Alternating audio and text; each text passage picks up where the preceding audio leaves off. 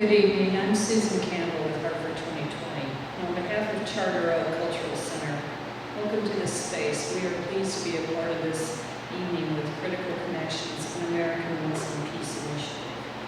Charter Oak Cultural Center is a special place. In addition to this evening's discussion, I'd like to draw your attention to the fall calendar, which is out on the table. You should go out. Please be sure to pick one up. Charter Oak has a lot of wonderful events planned, including a celebration of Jewish arts and culture.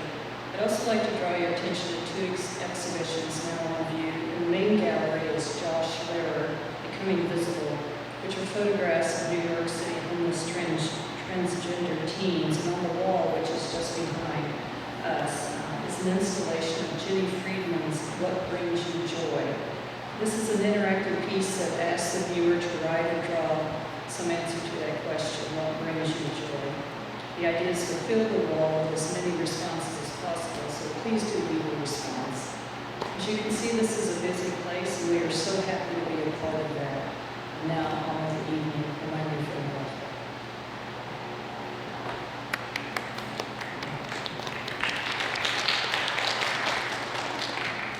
Good evening, ladies and gentlemen. My name is Falguni, Director at Critical Connections, a new nonprofit organization in Western Massachusetts where we seek to improve understanding of the Muslim world through analysis and outreach. So on behalf of Critical Connections, thank you all so much for coming, and I'd like to welcome you all. We are also deeply grateful to Hartford 2020, Charter Oak Cultural Center, and the American Muslim Peace Initiative for helping us co-sponsor this event today. And our special thanks go out to Janice Lamotta and Rabbi Donna Berman, who couldn't be here today but provided us with this beautiful space which has so much history and so much sanctity. Even though our discussion today is about the societal and political implications of 9/11, we can't help but remember the thousands of innocent lives that were lost on that terrible day. And so we didn't want to start our discussion before first sort of remembering them and continuing to mourn with the families who still suffer their loss 12 years later. As we mark the 12th anniversary of September 11th, we thought it was important to have a conversation on societal and political trends that have emerged over the past 12 years and how they have changed us as a society. And there are many different dimensions to that question, but we wanted to focus on two broad areas.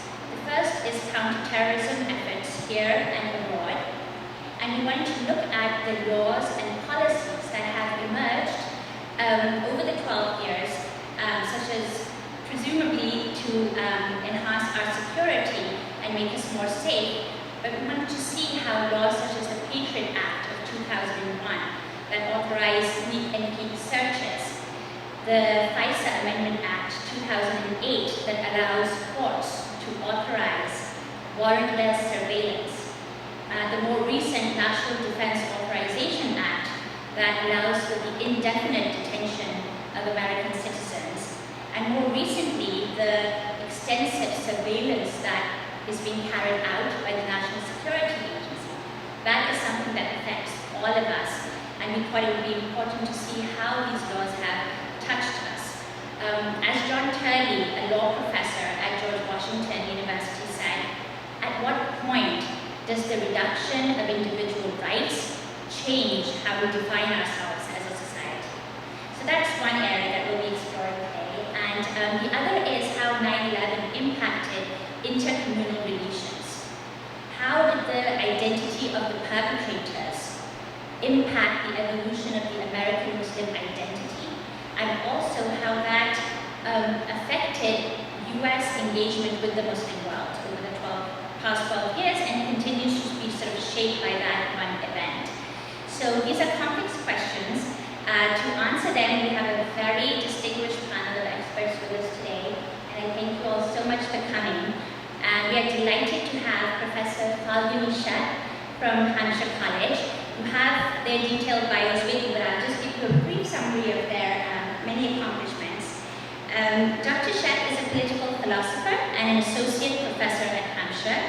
She has published numerous articles and 2 books, Race, Liberalism and Economics, and Toward a Political Philosophy of Race.